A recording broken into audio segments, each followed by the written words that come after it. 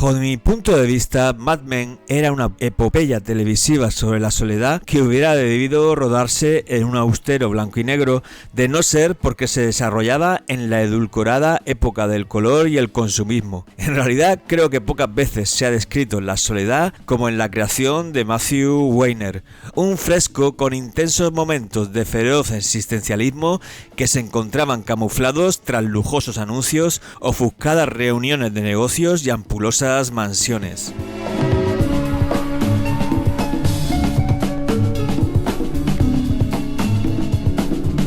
A lo largo de estos últimos años he leído varios textos que sugieren que Mad Men es una serie sobre el poder, la desorientación adulta o una crónica apagada de los años rosa del siglo XX. Pero yo no tengo dudas, el gran tema de Mad Men es la soledad, básicamente porque todas las acciones que los personajes llevaban a cabo tenían esa finalidad, olvidarse de sí mismos. Allí, en Mad Men, todos fumaban para no sentirse solos, amaban para no sentirse solos, trabajaban para no sentirse solos y yo creo que hasta elegían lo que vestían y comían para no sentirse solos. Pienso sí, por eso que el gran tema de la serie era ese, cómo la publicidad conseguía hacernos creer que no estábamos solos y lograba que no nos sintiéramos solos momentáneamente. Un encanto que antes o después termina desapareciendo, tal y como dejaba claro una serie llena de momentos que parecían extraídos de un lienzo de Edward Hopper y que podría definirse como una sutil mezcla entre los cuadros del pintor antes citado, una novela de Scott Fitzgerald, el cine de Douglas Sirk y varios anuncios de colonia, trajes caros y automóviles.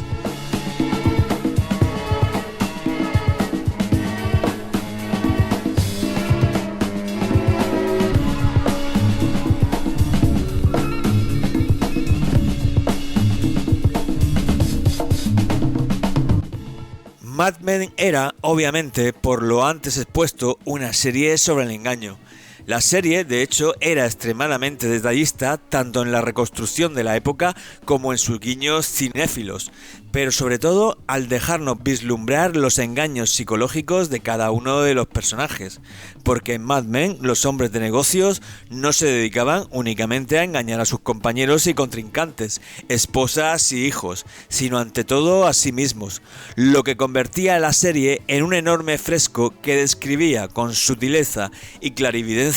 la huida hacia adelante de toda la sociedad norteamericana en su conjunto, representada aquí por un grupo de publicistas y sobre todo un cínico y memorable triunfador, un genio de la falsedad, Don Draper, el prototipo personificado del gran estafador. Don Draper, al fin y al cabo, era una prueba de que el sueño americano se construye a base de mentiras, puesto que era un señor que, como probablemente todo el país, había edificado toda su vida a partir de la mentira. Vivía de vender falacias, comía mintiendo, soñaba mintiendo y amaba mintiendo, siendo por tanto, por derecho propio, el protagonista de este gran enorme fresco sobre la hipocresía. Una mirada refinada, calculada, meditada y darwinista a la vida social y en concreto al capitalismo, donde además de solo sobrevivir los más fuertes, triunfaban los que más y mejor sabían mentir, los que eran capaces de convivir con las medias mentiras y hacer del infierno un espacio habitable a través del artificio y el engaño, las colonias, los whiskies y los trajes caros.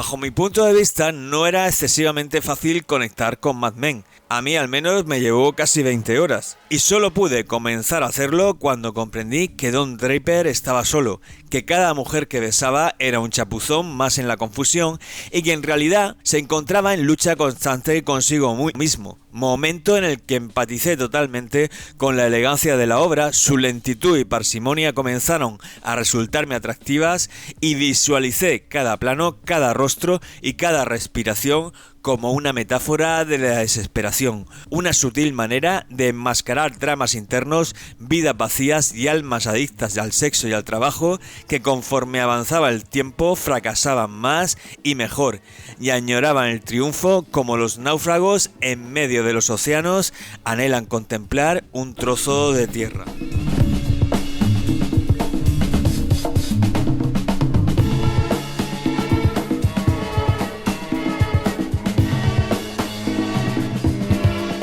Mad Men era un reflejo casi científico del capitalismo, casi milimétrico, pero su virtud radicaba en que, a pesar de mostrar el funcionamiento del sistema en primer plano, permitía que las conclusiones las extrayera el espectador. Dejaba huellas invisibles, trazos mudos, a través de los que se iba reconstruyendo lo que realmente sucedía, ya que en Mad Men no era lo mismo lo que se veía que lo que realmente ocurría. Un detalle que permitía penetrar en las entrañas de una época y visualizar las consecuencias que provoca vivir en un mundo gobernado por el dinero, en el que el cinismo es uno de los valores capitales y donde finalmente casi todos los personajes terminaban adaptándose subyugados por el confort y el bienestar.